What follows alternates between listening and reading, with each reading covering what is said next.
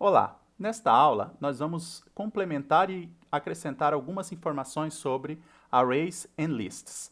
Nós já vimos na aula anterior que tanto arrays quanto listas são estruturas para guardar muitos dados. Enquanto os arrays são estruturas estáticas, ou seja, mantém uma estrutura, mantém um tamanho fixo durante toda a execução do programa, as listas são estruturas dinâmicas, elas podem aumentar ou diminuir o seu tamanho durante a execução do programa. Então essa é a principal diferença entre arrays e lists. Aqui nós temos o mesmo script que nós já usamos na aula anterior, então quem não viu a aula inicial aí sobre arrays e lists, é recomendável que veja a aula inicial. E nesse script a gente incluiu aqui uma função information1 e também uma função information2 e uma nova classe que vamos ver mais à frente. Primeiramente, vamos aqui no nosso start chamar a função information1. Ou seja, a primeira informação que eu vou passar para vocês. A primeira informação é justamente essa, que nós podemos obter separadamente o tamanho de cada dimensão de um array multidimensional. Por quê? Porque nós tínhamos visto que arrays, eles podem ser unidimensionais ou bidimensionais. E nós vimos exemplos com o array.length, que dá o tamanho de um array. Mas esses exemplos eram apenas do caso unidimensional. E aqui nós vamos estender essa aplicação para casos bidimensionais. Então, primeiramente, a gente vai declarar aqui um array 1D, que é um array de uma dimensão, ou seja, um vetor, de inteiros, da forma como nós vimos na aula anterior. Então, não vou explicar tanto a sintaxe, porque já foi tema da aula anterior, e vou me focar apenas aqui nas novas informações. Então, é um array de 3 elementos inteiros, mas ele é apenas uma dimensão. Por que ele é uma dimensão? Porque ele só tem aqui o índice na linha. Então, eles são 3 elementos em linhas. Basicamente, a gente está dizendo que esses 3 elementos, 5 menos 2 e 9, que são 3 inteiros, eles estão numa linha. Esse é o elemento 0, esse é o elemento 1 e esse é o elemento 2, porque o C# é baseado em zero index, O primeiro elemento é o elemento 0. Então, é uma linha aqui apenas com 3 elementos. Já aqui embaixo nós temos um array 2D, que ele tem 2 dimensões. Por quê? Porque ele admite linhas e colunas. Aqui tem uma vírgula para indicar que eu tenho uma linha e uma coluna. E aqui eu estou criando esse array com 2 linhas e 3 colunas e já estou inicializando também os dados. Então, aqui estão os dados da primeira linha, e aí temos 3 colunas, 1, 2, 3, e aqui estão os dados da segunda linha, também com 3 colunas, 1, 2, 3, sempre começando do zero, ou seja, em termos de índice, essa é a linha 0 e essa é a linha 1. E esse é o elemento coluna 0, 1, 2, e aqui coluna 0, 1, 2 também.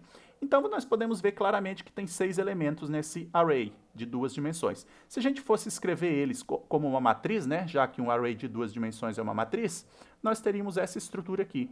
1, 5, 9 na primeira linha e menos 3, 4 e 8 na segunda linha. Então, veja que esse array é, na verdade, uma matriz. Não é uma matriz quadrada, Poderia ser, mas nesse caso não é. E, finalmente, vamos declarar um array de 3 dimensões, como já vimos também na aula anterior. E cada dimensão vai ter 2 elementos. Então, a gente já inicializa aqui com esses valores que eu coloquei. Esses valores aqui eu coloquei propositalmente 0, 0, 0, 0, 0, 1, 0, 1, 0, 0, 1, 1, para que os números 0, 1 e 2, na verdade não aparece 2 aqui na frente, para que os números 0 e 1, eles representem exatamente os índices 0 e 1, porque temos 2 linhas, 2 colunas e mais 2 elementos na terceira dimensão. Como representar um array 3D? Bem, se um array 1D é uma linha e um array 2D é uma linha e coluna, então um array 3D seria uma forma de cubo, que não necessariamente é um cubo quadrado, poderia ser um cubo com algumas dimensões maiores, Aqui eu tentei desenhar esse cubo na forma de texto. Então nós temos aqui a parte da frente do cubo, onde nós temos a linha 0 aqui, e temos a coluna 1 e 2, tudo isso na parte da frente do cubo. Então, linha 0 é o primeiro elemento, 0, 0, e a segunda linha, 1, 1, é a segunda linha aqui embaixo. Primeira linha, segunda linha. E aqui, primeira coluna e segunda coluna. Claro, com índice 0, Coluna 0, coluna 1. Linha 0, linha 1. Isso tudo é a parte da frente do cubo, então quer dizer que a terceira dimensão, que representa a profundidade aqui, é tudo 0 nessa parte da frente. Enquanto que na parte do fundo, a terceira dimensão é tudo 1, porque aí nós estamos falando da segunda dimensão de profundidade. E a estrutura de linhas e colunas continua a mesma. Então veja que está sinalizado aqui, linha 0, linha 1 para a parte do fundo, linha 0, linha 1 para a parte da frente, coluna 0, coluna 1, tanto para a parte da frente quanto para a parte do fundo.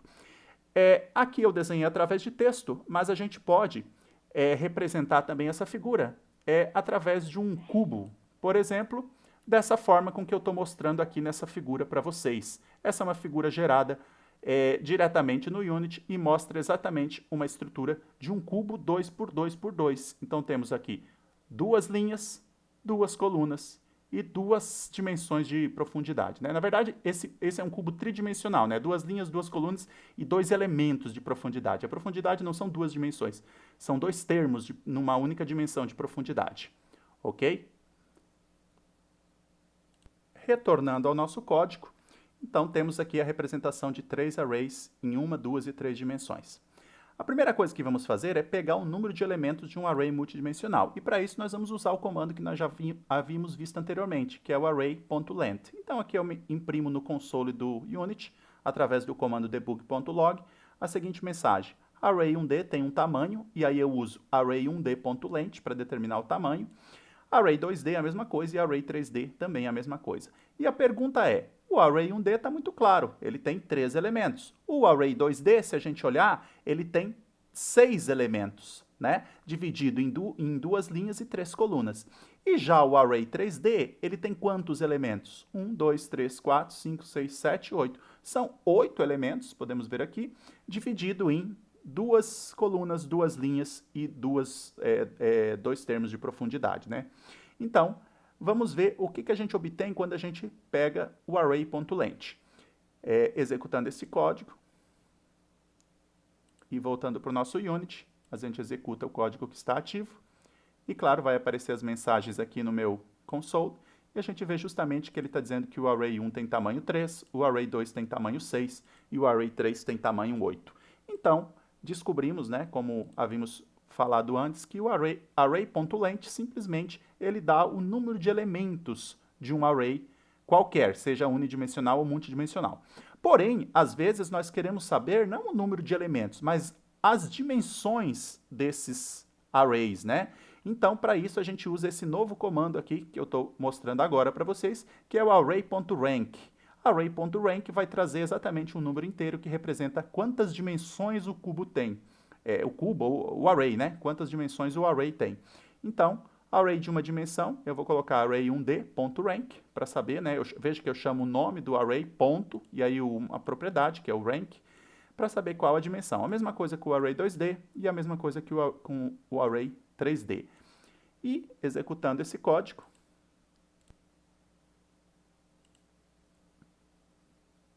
observamos, essas eram as linhas que a gente já tinha visto, e aqui estão as linhas da dimensão. Então, o array1D tem dimensão 1, e o array2D tem dimensão 2, e o array3D tem dimensão 3.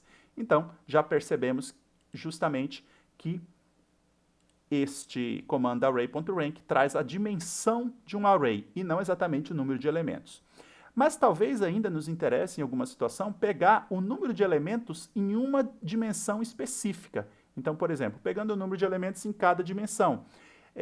No caso aqui, a gente vê que o array1D só tem uma dimensão, então são 3 elementos. O array2D, ele tem duas linhas, né? Linha 0 e linha 1 e 3 colunas. Então, se eu pegar a primeira dimensão, que são as linhas, vão ser 3 elementos. Se eu pegar a segunda dimensão aqui, na verdade, a primeira dimensão são as linhas, são 2 elementos, né? E na segunda, 2 linhas, né? Tanto que é 2 aqui, ó. Então, ele tem 2 linhas. E a segunda dimensão, que seria a quantidade de colunas, são 3, né? Para cada linha, ele tem 3 colunas. E o Array3D, ele foi criado 2, 2, 2, então ele tem 2 linhas, 2 colunas e 2 elementos de profundidade. Portanto, ele vai ter digamos assim, ele vai ter um número de termos em cada dimensão igual a 2. Para pegarmos o número de elementos em cada dimensão, a gente usa este comando getLength. E aí usamos o índice da dimensão. Então, por exemplo, o nosso array 3D, eu uso array3d.getLength e entre parênteses eu coloco o índice 0 para ser a primeira dimensão, porque ele tem 3 dimensões. O índice 1 para ser a segunda dimensão e o índice 2 para ser a terceira. Então é zero-based, né? A primeira dimensão é o índice 0, a segunda dimensão é o índice 1 e a terceira dimensão é o índice 2. E com esses comandos, então, eu vou ver quantos elementos existem em cada dimensão do cubo. Salvando este código e executando. está aqui a mensagem, vamos, para ter certeza que ela já tinha aqui, vamos limpar a mensagem e executar novamente. E aqui nós temos aqui as mensagens que já tínhamos visto, e aqui nós estamos vendo que ele está dizendo que na primeira dimensão o array tem 2 elementos, na segunda dimensão o array 3D tem 2 elementos, e na terceira dimensão o array 3D tem 2 elementos também. Nesse caso, ele tem 2 elementos em todas as dimensões, ele é um array cúbico, né, com 2 elementos em todas as dimensões. Mas eu poderia, por exemplo, pegar o array 2 aqui, que ele tem números diferentes de elemento, e fazer o seguinte código. Vou usar o array 2D, na dimensão 0 e na dimensão 1. Alterei aqui para o array 2D. O array 2D não tem a terceira dimensão, então eu comento a linha aqui da terceira dimensão. Agora, executando esse código, eu verifico que ele vai me dizer que o array 2D tem 2 elementos na primeira dimensão e na segunda dimensão ele tem 3 elementos. O que de fato está correto, né? Vemos aqui que o array 2D é esse aqui. Então, na primeira dimensão, que seria as linhas, ele tem 2 linhas. E na segunda dimensão, que seria as colunas, ele tem 3 colunas. A segunda informação importante que eu gostaria de passar para vocês também, como complementação da aula anterior, é esta aqui de baixo, né? Primeiramente, nosso start. Vamos comentar information 1 e executar a função, o método information 2. Então, a informação é essa, né? Listas são estruturas unidimensionais em C#. Quando a gente falou lá de arrays and lists, a gente já viu, né, que arrays são estruturas multidimensionais. Eles podem ter 1, 2, 3 ou n dimensões. Já as listas, a gente viu apenas aplicações em uma dimensão, porque, de fato, listas são estruturas unidimensionais. De todo modo, a gente pode emular listas multidimensionais. De que forma a gente pode emular? Nós vamos ver aqui alguns exemplos. Dizer que nós podemos emular quer dizer que a gente pode copiar uma estrutura multidimensional, embora nativamente elas são estruturas unidimensionais. Internamente no C#, as listas são sequências de referências. Então, internamente elas são sempre unidimensionais. A gente vai mostrar formas aqui de trabalhar com elas de forma multidimensional, se for o caso. Bem, a primeira forma de fazer isso é utilizar listas de listas, ou seja, essa é a aplicação que eu vou mostrar aqui para vocês. Primeiramente, eu vou declarar uma lista de strings, né, nomes1, que é uma nova lista de string, criei na memória aqui, já vimos esses exemplos anteriormente, e aí eu vou dar para essa lista nomes1 2 nomes. Vou adicionar Camila e vou adicionar Rainon. Então, a minha lista nomes1 tem 2 nomes, Camila e Rainon. Vou fazer a mesma coisa com uma lista 2 e vou adicionar os nomes Jaqueline e Fabiano. Então, eu tenho 2 listas. Agora, eu vou criar uma terceira lista, que é a lista, e aqui vai o argumento dessa lista, o tipo. Então, aqui dentro eu coloquei uma lista de string. Em outras palavras, eu estou criando uma lista de uma lista de listas, de string. Então, quer dizer, cada elemento dessa lista aqui é uma outra lista de strings. Essa lista externa eu chamei de pessoas, né? Criei uma nova lista na memória. Veja que aqui segue a mesma estrutura, né? Lista de listas de string. Essa, apesar de parecer estranho essa notação, ela é condizente com a de cima, né? Aqui eu uso a palavra-chave list e o tipo. Aqui eu fiz a mesma coisa, eu usei a palavra list e o tipo. Só que o tipo é uma outra lista de strings. Bem, nessa lista pessoas, que é uma lista de listas, eu vou adicionar o quê? Uma lista. Então, pessoas.add e eu vou adicionar uma lista, que no caso é nomes1. E veja que nomes1 é justamente uma lista de string, como eu havia declarado. E vou também adicionar nomes2, que é justamente uma lista de string. Logo, a minha lista pessoas contém nela 4 informações, né? 4 strings. Camila e Rainon, que veio do nomes1, que é o primeiro elemento, a primeira lista, e Jaqueline e Fabiano, que vem do segundo nomes, o nomes2, que é o segundo elemento, a segunda lista. Então, de certa forma, pessoas aqui é como se fosse um array bidimensional, né? Ele tem tem 2 linhas, essa é a primeira linha e essa é a segunda linha, e ele tem 2 colunas, primeira coluna, segunda coluna, primeira coluna, segunda coluna. Com a diferença que ele não é estático. Então, nós estamos emulando aqui uma lista bidimensional. Se eu quiser pegar todos os nomes nessa lista, eu uso um laço for, né? Então, eu uso dessa forma. Para cada Aí eu uso, para cada lista strings, nomes que estiverem pessoas, lembre-se que pessoas contém nomes 1 e nomes 2. Então, para cada uma dessas listas de strings que estão em pessoas, eu faço o seguinte, como nomes também é uma lista, eu vou utilizar outra iteração for, assim como eu faria com array bidimensional, né? Agora, para cada string nome que está em nomes, então veja, para cada um dos nomes, eu vou pegar nesse nomes todo string nome que tiver nele. E aí eu vou dar um debug.log, eu vou imprimir no console o nome, né? Então o que que acontece? Quando eu uso esse primeiro for each, eu estou pegando as listas, nomes que está em pessoas. Lembrando que em pessoas tem duas listas de nomes, nomes 1 e nomes 2. Então ele vai pegar primeiro o nomes 1.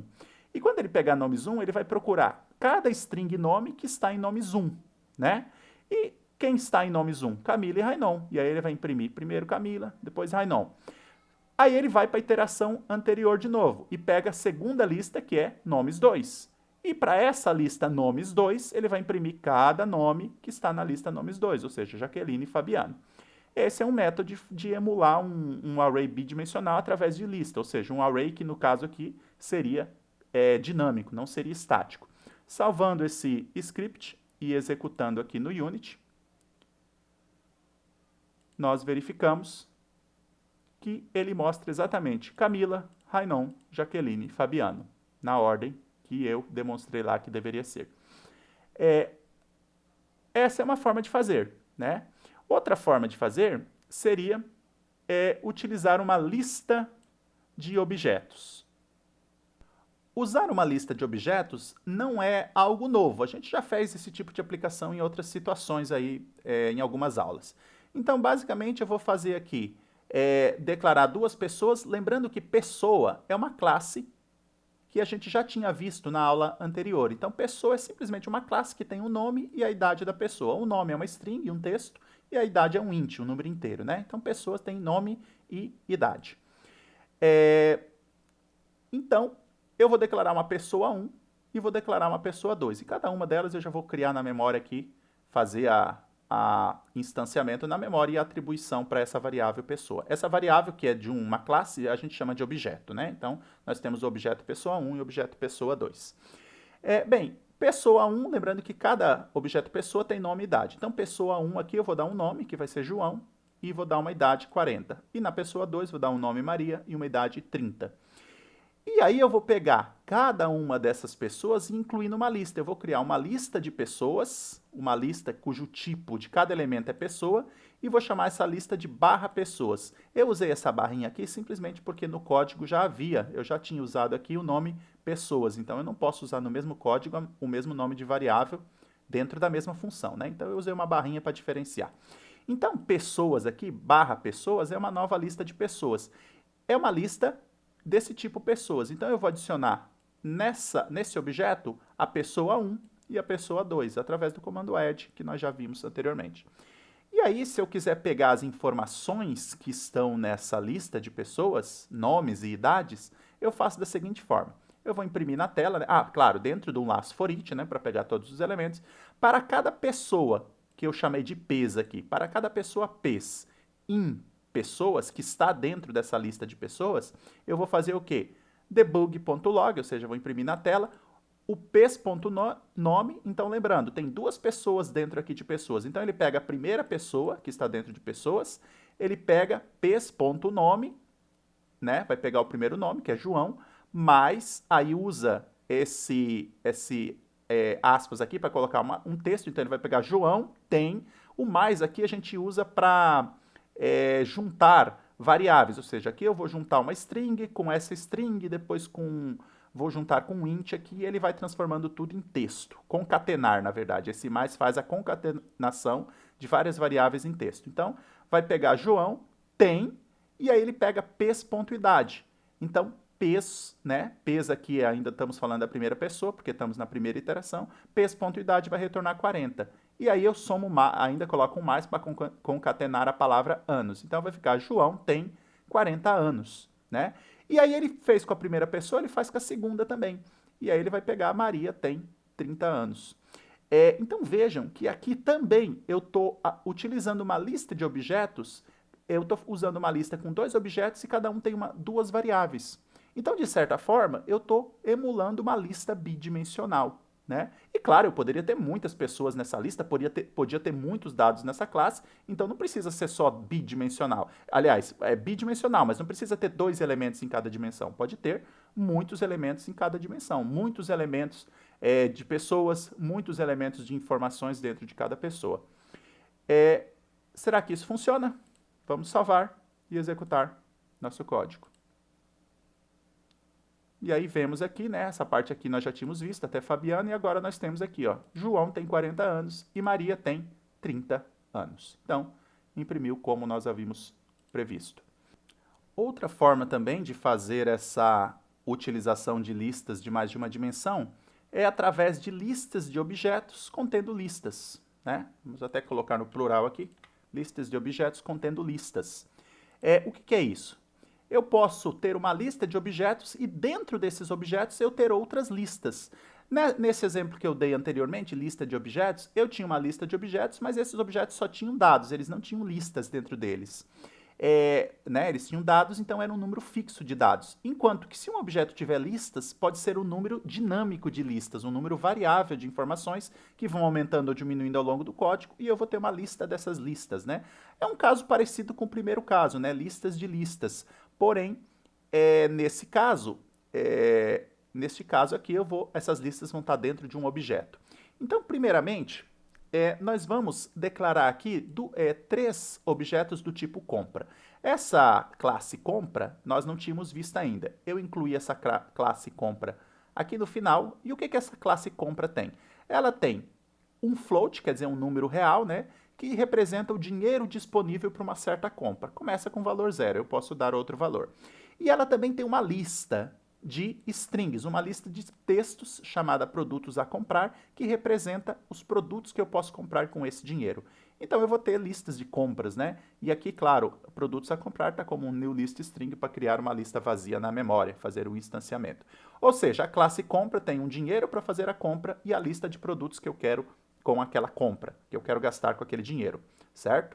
Então, lá eu fiz a definição da classe apenas, é uma classe privada, né? Uma classe interna. Agora, aqui na nossa aplicação, eu vou declarar alguns tipos de compra. Então, eu vou declarar uma compra chamada mercado, né? Vou instanciar ela na memória, ou seja, vai representar as minhas compras de mercado. Vou declarar uma compra padaria, que vai representar minhas compras na padaria, e vou declarar uma compra outros tipos de compra. Todos eles eu faço new compra para instanciar na memória esse objeto, né? Mercado, padaria e outros. Agora eu vou inicializar esses objetos. Como? O mercado, qual o dinheiro disponível? Lembrando que compra tem dinheiro disponível e a lista de produtos, né? Então, mercado, dinheiro disponível, vamos dizer que é R$800. Então, como é um float, eu coloco 800.0f, né? Ponto zero para ser um número quebrado, não ser um número inteiro, e f para indicar que é um float. E o que eu posso comprar com esse dinheiro? Bem, já que eu estou comprando no mercado, eu acesso o mercado, ponto, produtos a comprar, e lembrando que na definição da classe compra, produtos a comprar é uma lista de strings. Então, para adicionar elementos em uma lista, eu uso o comando add. E aí, eu vou, no caso do mercado, produtos a comprar, eu vou adicionar comida, porque compramos comida no mercado, eu vou adicionar produtos de higiene e eu vou adicionar produtos de limpeza. Tudo isso compramos no mercado. Mas além do mercado, nós temos compras na padaria. Qual o dinheiro disponível para a padaria? R$100, né? 100. Não falei que é reais, né? Bem, a padaria, quais produtos eu vou comprar na padaria?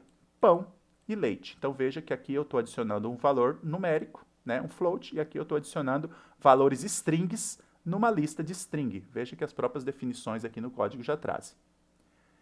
E finalmente no outros eu vou também ter R$100, né, 100 unidades de dinheiro aí, que eu vou comprar outras coisas. Bem, já que eu tenho as minhas compras aqui separadas, agora eu vou criar minha lista de compras para dar o meu gasto mensal. Então, eu vou criar uma lista de compras. O que é uma lista de compras? É um objeto que eu vou chamar meu gasto mensal, em que eu vou colocar todos os tipos de compra que eu tenho que fazer, né?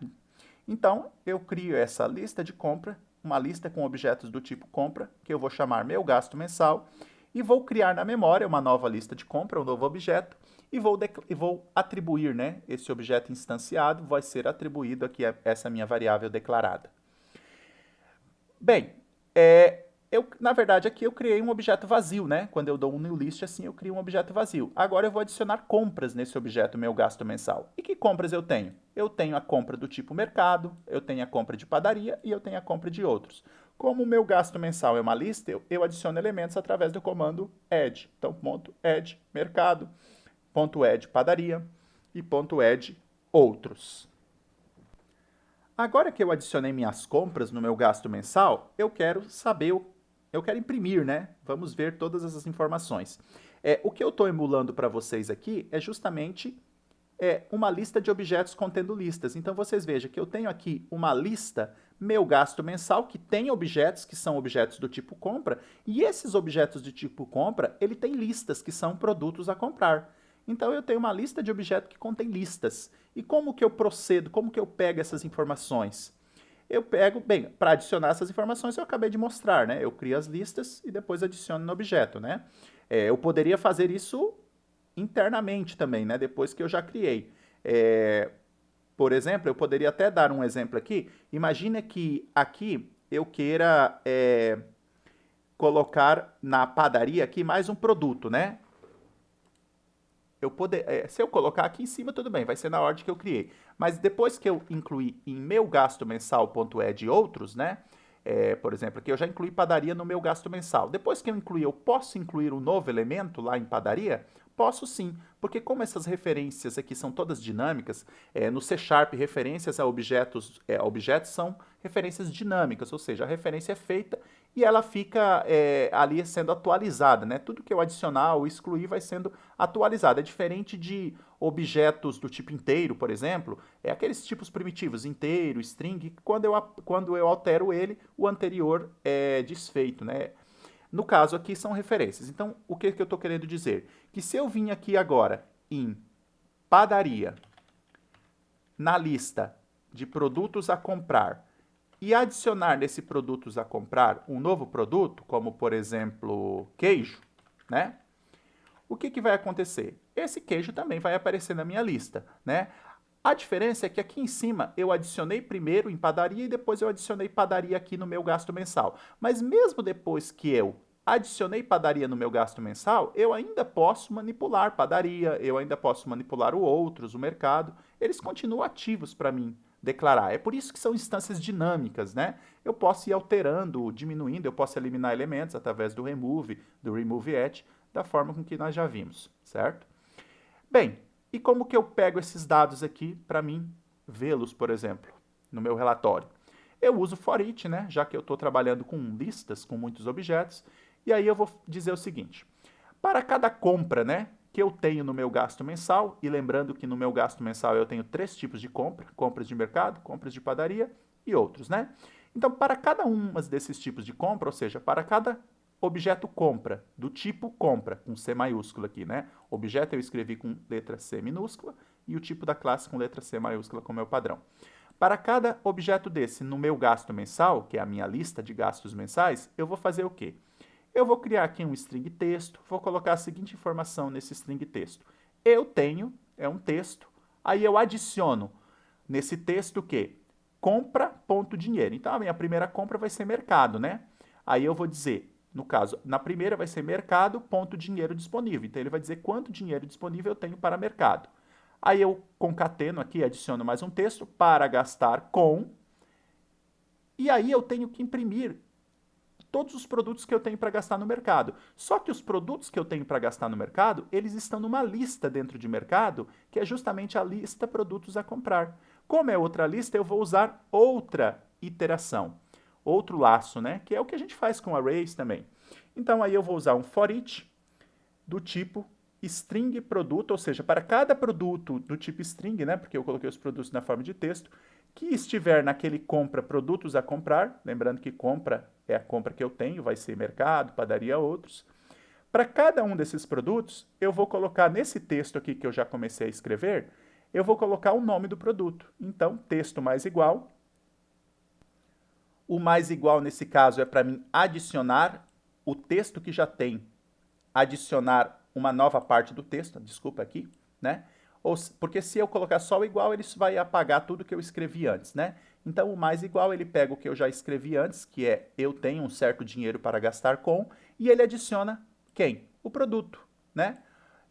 Por que que é o produto? Porque aqui eu tenho produto em compras, produto a comprar. Lembrando que quando eu adicionei produto, né, em produtos a comprar, eu adicionei, por exemplo, comida, produtos e tal. Então, cada um desse é um produto, é um string, né? E aqui eu disse realmente que o produto é um string, né? Então, para cada texto do tipo produto em compra, produtos a comprar, eu vou imprimir esse produto nesse string aqui. E eu ainda vou adicionar uma vírgula para ficar mais bonitinho o texto, né? Para ele separando por vírgulas os produtos. Então, basicamente o que eu vou fazer aqui é dizer o seguinte: eu tenho tantos reais para gastar com, e aí vou falar os produtos. Gastar com isso, gastar com aquilo, gastar, né? Produtos de limpeza, comida, tal, separando por vírgula.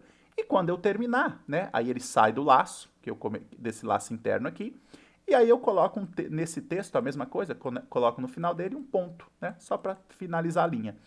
E não apenas coloco um ponto, como dou um debug log.text, ou seja, imprimo no console todo aquele texto ali que eu imprimi. Só que isso foi feito dentro desse laço, ou seja, foi feito só para a primeira compra, que no caso é mercado. E a segunda compra? Aí ele repete o laço, porque está um laço, né? É cada compra e meu gasto. Então ele fez para mercado, agora ele vai fazer a mesma coisa para padaria, vai pegar o dinheiro da padaria, os produtos da padaria, depois ele vai fazer para outros, vai pegar o dinheiro do outros, vai pegar os produtos do outros, né? E todos eles imprime lá no console. Então vocês vejam que aqui também eu estou tendo uma lista de listas, né? Uma lista de objetos que contém listas e eu consigo acessar eles através desses comandos for each, assim como eu fiz anteriormente, né? A vantagem, por exemplo, dos arrays, que tem multidimensão, é que os arrays a gente pode usar aquela notação bem sucinta de colchetes, né? Colchetes IJ, por exemplo, ele traz o elemento IJ, e aí eu tenho rapidamente um certo elemento. Quando eu lido com listas, que são estruturas essencialmente dinâmicas, de uma dimensão, que tratam de referências, eu não tenho esse acesso geral por índice, né? Mas eu posso pegar através de um comando for each. Na verdade, eu até tenho esse acesso por índice, né? Só que é um índice dinâmico. Eu poderia, por exemplo, aqui, veja que se eu tentar acessar um elemento por índice, aqui eu vou pegar um objeto compra, que é o mercado, né? Compra, que é um objeto aqui um objeto de tipo compra. Eu tenho lá o meu gasto, né? Dentro do compra, meu gasto não, eu tenho o produtos a comprar, né? Que é uma lista. Se a gente põe o teclado aqui em cima, veja que é uma lista de string. Se eu utilizar aqui um índice, ele funciona também. Só que nesse exemplo que eu fiz, ao invés de utilizar índice, eu usei uma iteração for each, né? O for each ele não precisa usar índice. Mas se eu desejasse usar índices, eu podia usar índices também. Bem, executando esse código, nós vemos o quê?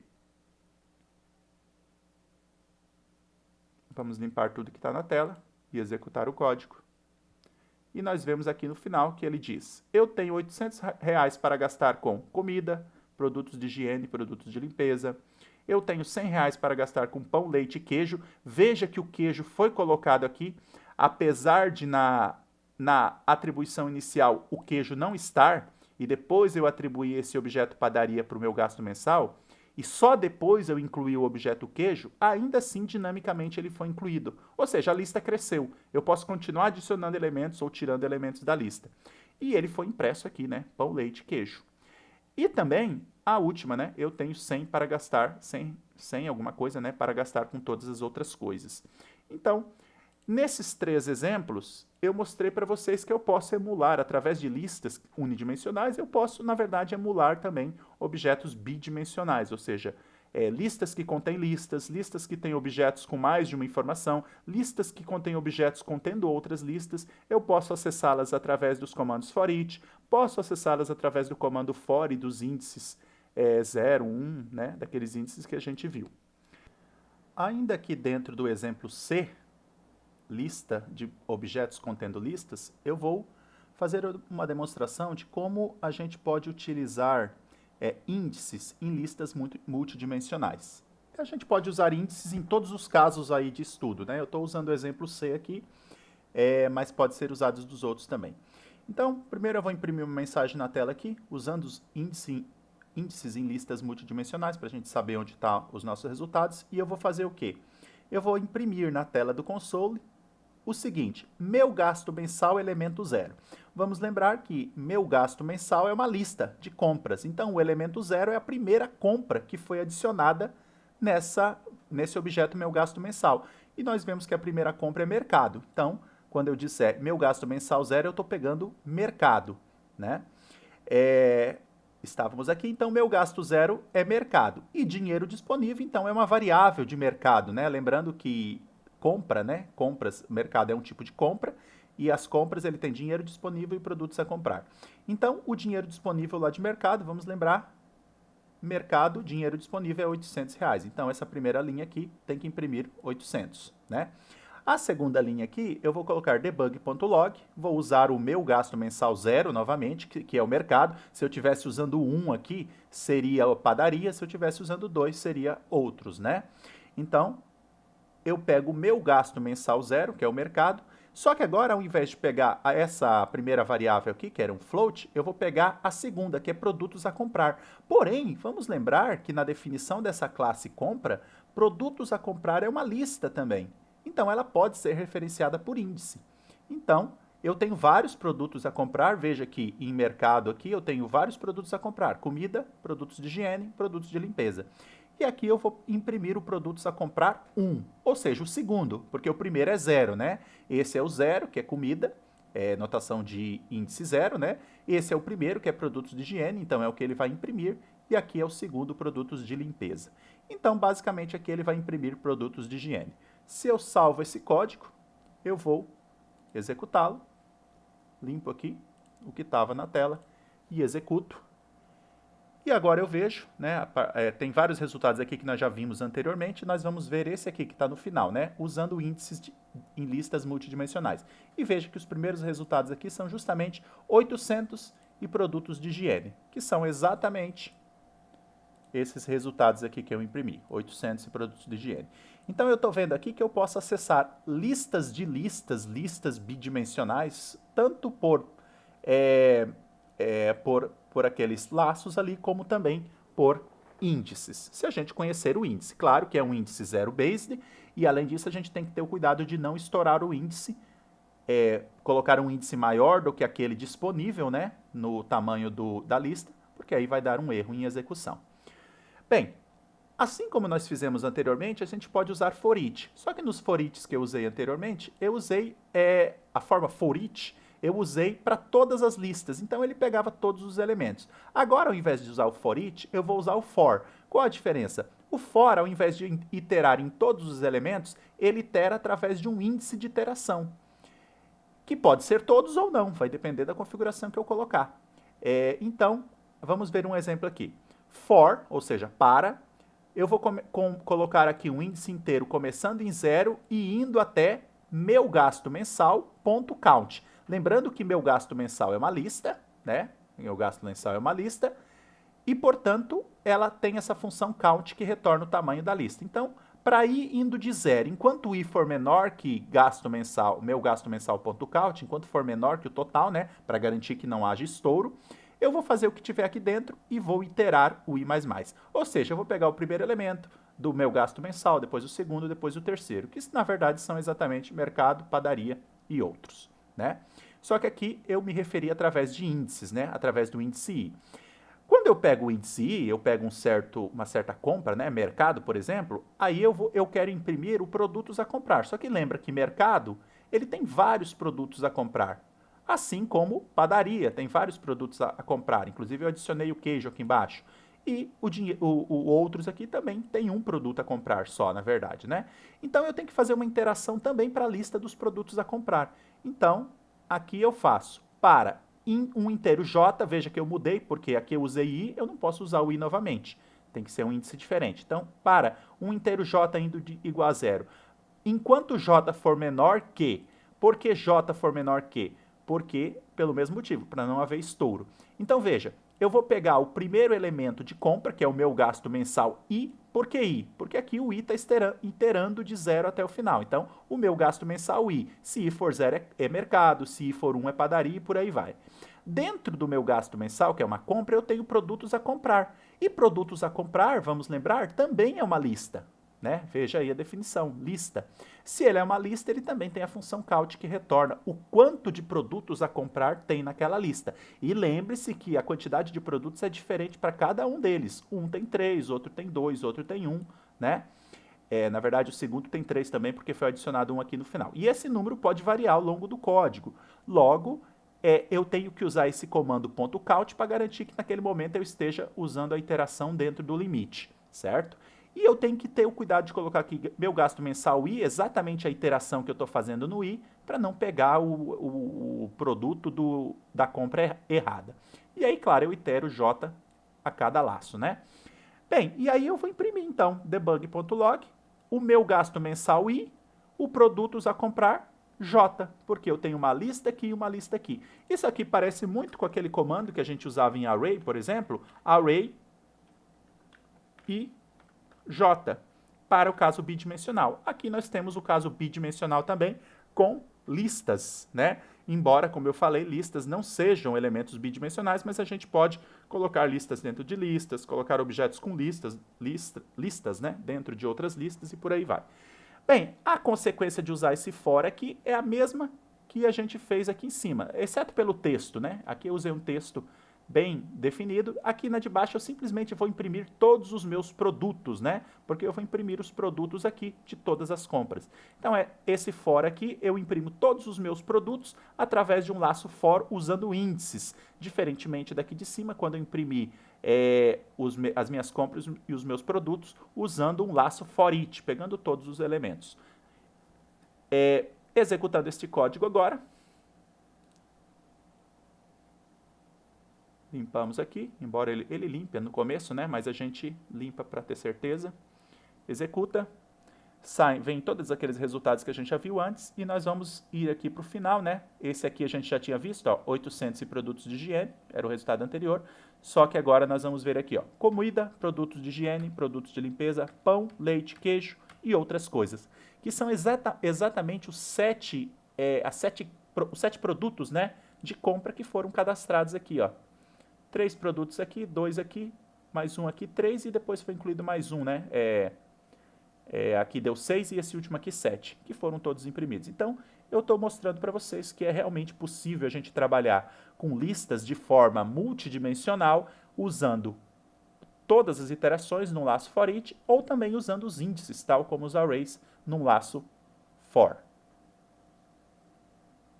Vamos agora ver um exemplo de listas em 3 dimensões, listas tridimensionais.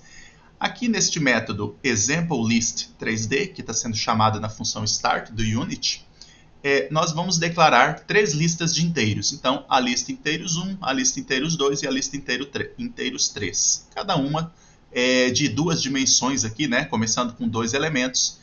Na verdade, listas são unidimensionais, né? Então, listas unidimensionais com 2 elementos em uma única dimensão aqui. Aí nós vamos criar agora 2 listas de listas, ou seja, nós vamos criar aqui uma lista inteiros 1, que é uma lista cujo tipo é uma lista de inteiros. Esse procedimento nós já havíamos demonstrado antes, que é possível criar uma lista de uma lista. E nesse exemplo aqui nós vamos ver o caso de 3 dimensões. Então nós criamos essa lista de inteiros que vai receber como argumento outra lista de inteiros, né? Aliás, uma lista que vai receber como argumento uma lista de inteiros. Aqui nós fazemos um instanciamento da mesma forma que fizemos a declaração aqui. E depois já declaramos, já na fase de inicialização, já declaramos os valores, as listas iniciais, né? Os elementos iniciais dessa lista de inteiros 1, que são justamente a lista de inteiros inteiros 1 e a lista de inteiros 2. Então veja que essa lista list inteiros 1, ela contém como elementos 2 listas de inteiros, que é essa e essa. Da mesma forma, a gente cria aqui uma segunda lista de listas de inteiros, que é a lista de inteiros 2, que ela vai conter como elemento a terceira lista de inteiros. Então aqui nós temos uma dimensão, né? Uma lista de números. Aqui nós temos já a segunda dimensão, ou seja, uma lista que contém lista de números. Até aqui nós já tínhamos visto um exemplo. E agora vamos para o caso tridimensional. Nós vamos declarar uma lista cujo tipo é outra lista, cujo tipo é uma lista de inteiros. Essa lista aqui nós vamos chamar de lista final, o nome dela. e ela vai instanciar na memória vazia com a mesma definição aqui da declaração, né? Exceto por esse abre e fecha parênteses, que significa os argumentos de instanciamento. Nesse caso não tem nenhum. Bem, e o que eu vou atribuir para essa lista final? A lista final recebe uma lista de listas, como a gente está vendo aqui. Ela recebe uma lista de listas de inteiros, que é justamente o meu lista de inteiros 1 e lista de inteiros 2. Portanto, eu adiciono aqui na lista final, listFinal.add, a lista de inteiros 1 e a lista de inteiros 2. Então veja que a lista final, ela contém a lista de inteiros 1 e a lista de inteiros 2. A lista de inteiros 1, por sua vez, contém duas listas, a inteiros 1 e a inteiros 2. E a lista de inteiros 2 contém uma lista, a lista de inteiros 3. Então nós temos aqui, estamos emulando aqui, né, uma lista de 3 dimensões. Por que estamos emulando? Porque nós temos uma lista que contém outra lista, essas listas contêm outras listas que finalmente contêm vários dados. Então, é uma lista de listas, são um caso tridimensional. E acredito, não fiz o teste, mas certamente a gente poderia continuar incluindo dimensões aqui, né? Claro, a notação ficaria bem carregada, diferente do caso de array, que a notação é bem mais concisa, mas ainda assim a gente conseguiria incluir mais elementos, mais dimensões, digamos assim. Feitas as declarações, nós vamos agora buscar todos esses elementos. E primeiro nós vamos fazer por um laço for each, né? Vamos pôr uma mensagem aqui na tela buscando todos os elementos com for each. E nós vamos fazer o procedimento padrão, né? Para cada lista de inteiros, que nós vamos chamar de list aqui, né? Na lista final, ou seja, para todos os elementos da lista final, nós vamos pegar, né? Lembrando que a lista final vai trazer outras listas de listas, né? Então, aí usamos outro laço for each. Então, para cada lista de inteiro contida em listas, nessas listas que são trazidas aqui, aqui no primeiro caso, nós vamos ter a lista final. Ela traz as listas de inteiros. E as listas de inteiros trazem listas, né? Outras listas, que são os inteiros, né? Então, aí para a lista, que são os inteiros trazidos, né? Aqui, nós vamos ter vários números inteiros. E aí nós fazemos uma terceira iteração, que é, aí sim, em números inteiros, né? Inteiro i na lista, que finalmente é inteiro, e eu vou imprimir esse número i. Então, esse comando aqui vai ser suficiente para a gente imprimir todos os elementos do array na tela. Lembrando que os elementos aqui, apesar de eu ter inserido de forma bem não dimensional, né? Não é quadrada essa estrutura tridimensional aqui, porque algumas dimensões têm mais elementos do que outras, mas no final das contas vão ser incluídos todos esses elementos aqui, 10, 20, 30, 40, 50 e 60. Então, de fato, vão ter 6 elementos ali, né? E devem ser impressos por essa estrutura. Essa estrutura aqui não é novidade, a gente já viu em outros exemplos. O que a gente gostaria de demonstrar também agora é como usar essa estrutura de 3 dimensões através de índices. Ou seja, vamos imprimir todos os elementos também com o laço for. O laço for usa índices ao invés da interação em tudo, né? A vantagem do laço for é que ele, no laço for each, eu vou fazer para todas as iterações, ou seja, sempre os elementos inteiros. Já para o laço for, eu posso travar em algum momento, eu posso escolher só uma parte do array, por exemplo. Não é o que eu estou fazendo aqui, eu vou pegar todos eles também, mas eu poderia selecionar só uma parte se eu desejasse. E posso ser específico em qual elemento eu desejo. Então, para usar o laço for, eu vou declarar aqui o inteiro i, que ele vai de 0 enquanto for menor. E aí, veja, quem é a minha lista externa? A minha lista externa é a lista final. Como ela é uma lista, eu também posso usar a propriedade count para pegar o tamanho dela e fazer a iteração. Pegando os elementos dela, eu vou pegar os elementos aqui que são listas de inteiros, que também são listas. Então, eu faço outra iteração fora, agora num índice diferente, j, começando em 0, e indo enquanto essa próxima lista interna for menor, né? Enquanto o j for menor que essa lista interna. Nesse caso, como a lista interna vai ser lista de inteiros 1 e 2, mas que vai estar iterando aqui também, eu não vou usar inteiros 1 e 2, até porque poderiam ser muitos, né? E eu não vou ter o nome de todos eles. Então, eu vou usar lista final i, ou seja, o elemento que está sendo trazido na primeira iteração, porque a primeira iteração é em i, né? E aí eu uso o ponto count para contar os elementos e fazer a iteração em j. Essa segunda iteração deve trazer os elementos da lista de inteiro 1 na primeira iteração e depois da lista de inteiros 2 na segunda iteração. E quando trouxer a lista de inteiros, eu ainda tenho que fazer uma iteração na lista de inteiros, porque ela tem vários números inteiros, né? Por exemplo, a lista de inteiros 1, ela tem duas listas de inteiros, né? Tem aqui, 2 inteiros, né? Então, no laço interno, eu ainda faço uma iteração for int k igual a 0, enquanto k for menor que as duas dimensões que eu já fiz. Ou seja, eu tinha o list final i, e aí eu vou fazer qual elemento desse list final i? Porque o que traz como resposta dele no list final, que são os list inteiros, né, são justamente o primeiro e o segundo, ou seja, eu também acesso por índice. Então eu vou fazer a segunda iteração em j, que foi o segundo índice. E aí pego o count para controlar a quantidade de elementos e itero em k++. Ou seja, a mesma estrutura que a gente usou para arrays. E aí eu imprimo debug.log, list final, o ijk. Né? Ou seja, o elemento i trazido pelo list final é o elemento j trazido pelo list final i e o elemento k trazido por esse list final ij.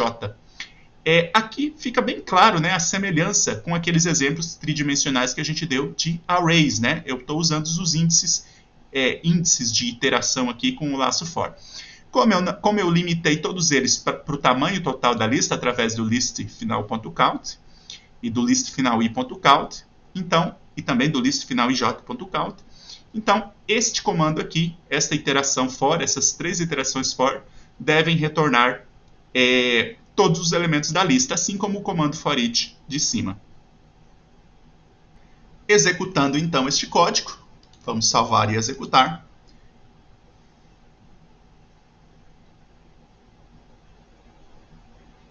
Ele atualizou, vamos limpar aqui o console e executar o código.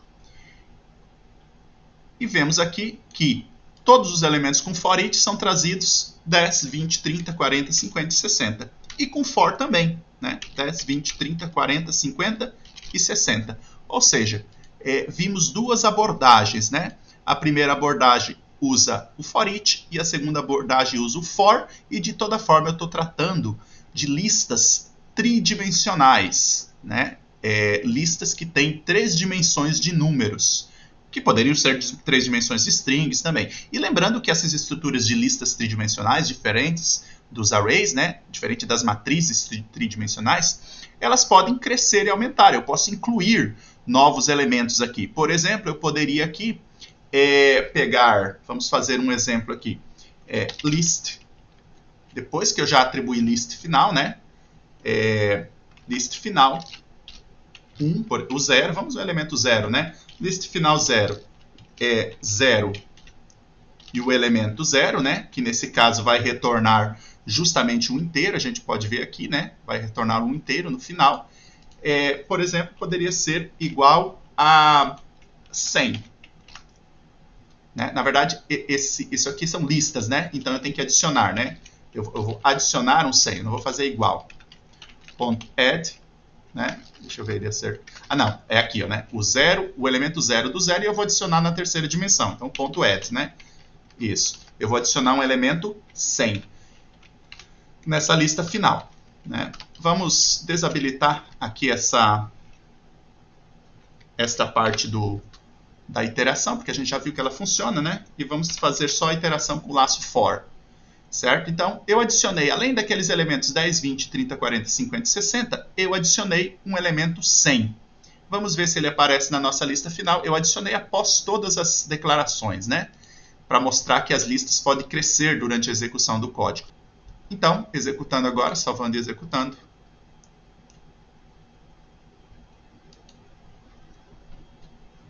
Né? Nós vemos que a minha lista agora ela tem 10, 20, 30, 40, 50 e 60 como antes, mas ela também tem um elemento 100. Então, este elemento 100 foi adicionado em tempo de execução.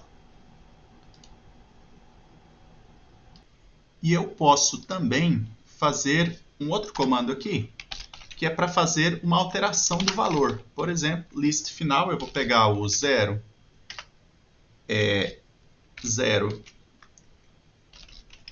0, e 0, e vou atribuir o valor 200, né, que não havia. Então, veja que nós tínhamos 10, 20, 30, 40, 50 e 60, nós adicionamos 100, e agora eu vou pegar um daqueles valores lá, o 000, provavelmente é o primeiro elemento aqui, o 10, e ele vai virar 200. Então, nós vamos ter 200, 20, 30, 40, 50, 60 e 100 no array.